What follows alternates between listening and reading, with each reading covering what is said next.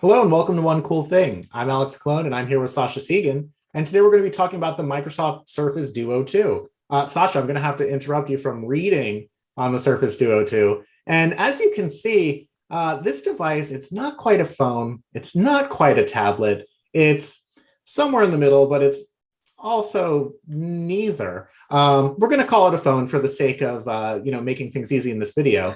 But this is Microsoft's latest $1,500 device. We gave it 3.5 stars, and we're here to tell you what we like about it, what we don't like about it, and who we think it's good for. So, Sasha, let's start talking first about this interesting design. Yeah, this is genuinely the weirdest device that I've handled in 2021. And so if you want to bring in the first Surface Duo here, that was the weirdest device I handled in 2020. So they are definitely continuing the trend of having the strangest handhelds, which we have seen here at PC Mag. The thing about the Surface Duo that really grabs us and confuses us is the fact that it is not really a phone or a tablet in the form factor that most of us are used to from the past 10 years. It's a little book. Closed, there is no external display at all. In fact, the only information you get is a little light bar along the side that tells you if you have any missed texts or missed calls.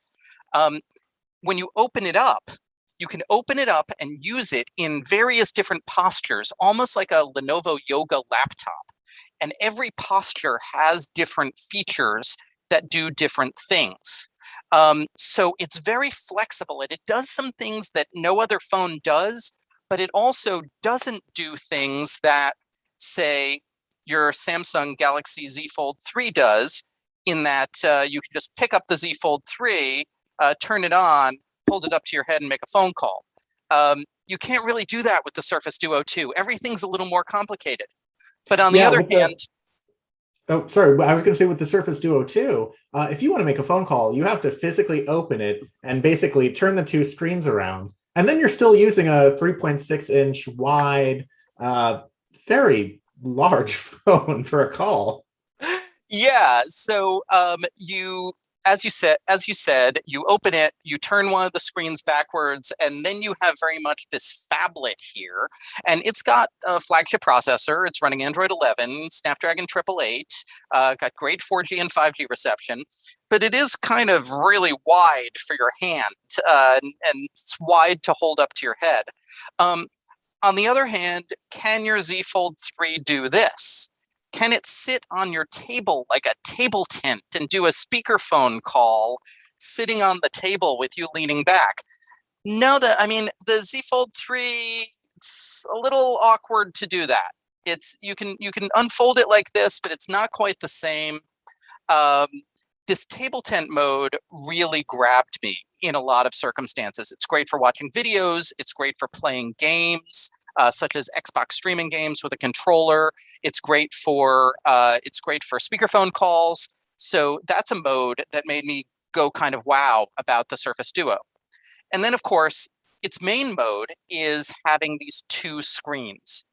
And what's important to understand about it is they're not really one screen. You can span an app across both screens, but you've got this bezel in the middle, and the bezel really, it's a real gap. It really messes with your content.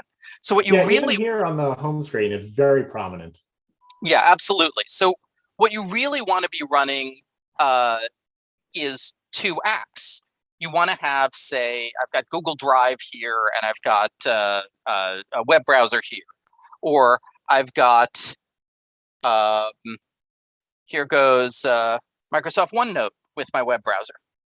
There's a couple of apps, such as the aforementioned OneNote, which are designed to work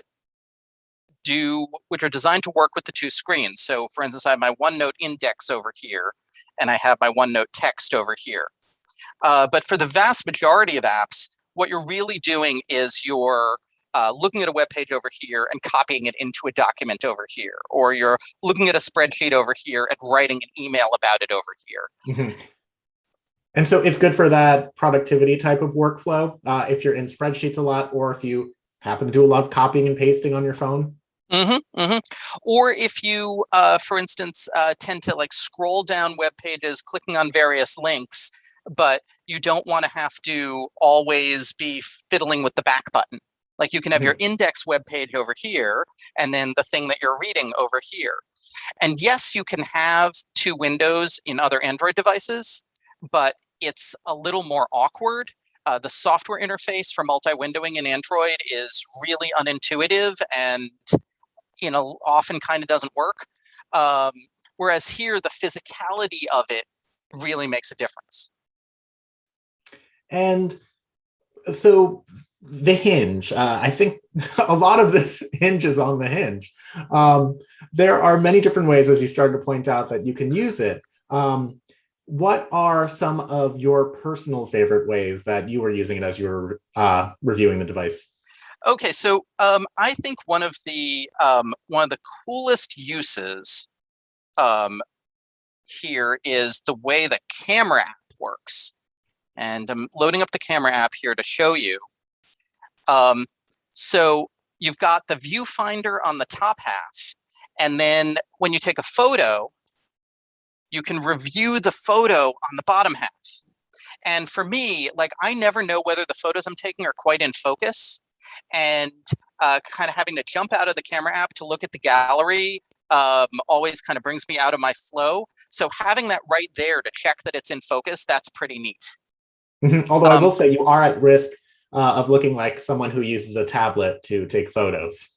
Oh yeah, totally, because you're doing it in the little laptop mode completely. Right. Okay, so that is definitely one use.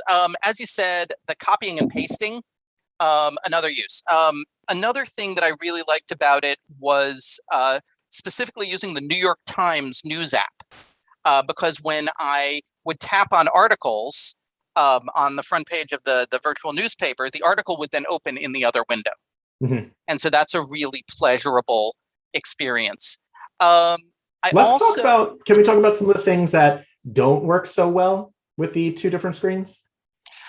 Yeah, so the first Duo was super duper buggy. The first Duo was unusually buggy. This Duo is only slightly buggy.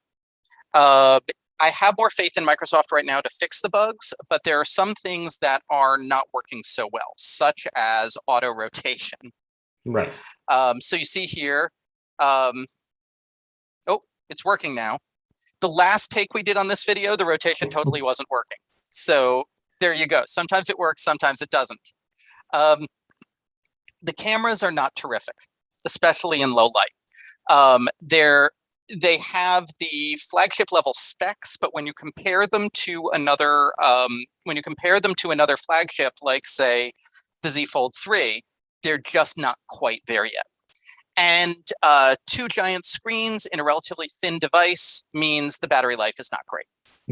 I got about 10 hours using one screen, but why are you using this for one screen? And guess what? Using both screens at the same time, all the time, I was getting maybe 5-6 hours of use time. That's a lot shorter than most other flagships. On the other hand, most other flagships aren't a 8.3-inch tablet. And I would say, finally, if you intend to use it as a tablet, that bezel really gets in the way. Games, for instance, that tend to focus you on the center of the screen, they're just focusing you on the bezel. So most games, you end up just playing on one screen because they just don't know how to deal with the bezel. Now, you did, though, have a few gaming experiences that you liked where you were using the tablet in what mode is it that you coined? Little laptop mode. Yeah. Oh, so are you thinking about little laptop mode or table tent mode? I might be thinking of table tent, which is the more table laying tent down V shape. Yeah, table tent is this one. Now, are these Microsoft terms or these are Sasha Siegan terms? Table tent mode, I think, is from the Lenovo Yogas. Oh, okay. Because that's a thing that they initiated. But it was really nice to. So the device works with an Xbox wireless controller and Microsoft's Xbox Game Pass streaming service. And in that case, I could really easily prop the device up on a desk, and it sits there very nicely in its triangular mode, and sit back with my controller and play the games. And that was a pretty pleasurable experience, at least in games that didn't have too much lag on the streaming service, and that really varies from game to game.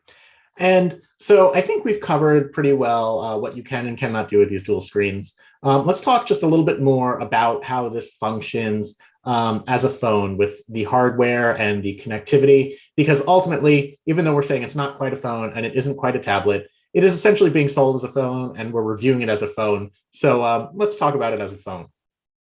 Yeah, so this is a Snapdragon 888 running Android 11. It benchmarks very similarly or even slightly better than devices like the Galaxy S21 Ultra or the Galaxy Z Fold 3. So that's nice. Web browsing performance is particularly speedy. Radio performance is actually excellent. It works on 4G and 5G with all three major carriers, including both 5G millimeter wave and sub-6. It has a physical SIM slot and a nano SIM, and it can use both at once, so it's a dual SIM phone. On Verizon's network, I found that it actually outpaced the Z Fold 3 somewhat, so good connectivity. In terms of call quality, it is awkward to hold up to your head and weird. If you're making calls with a Bluetooth headset, it's fine. Speakerphone is not thunderingly loud, but it's absolutely fine in a quiet room.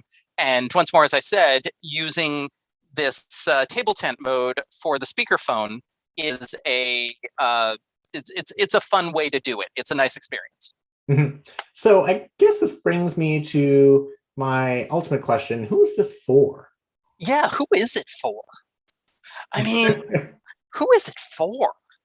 Okay, so I've gotten some emails over the past year from actual fans of the original Duo, and now that is a small and passionate group because this phone was broken when it launched, Right. and they had to wait several months for a software update to even make it usable. And those folks are really people who enjoy the doing two things at once aspect. They want to be able to, their dream on their portable device has always been able to have two windows open.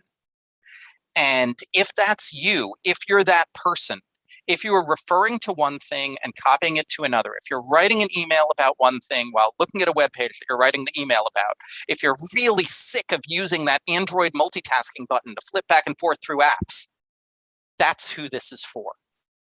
And it's a niche of people. It's not a mass market, but I think those people are going to be able to tolerate the slight bugginess that we're experiencing right now, which I think this year Microsoft will get past.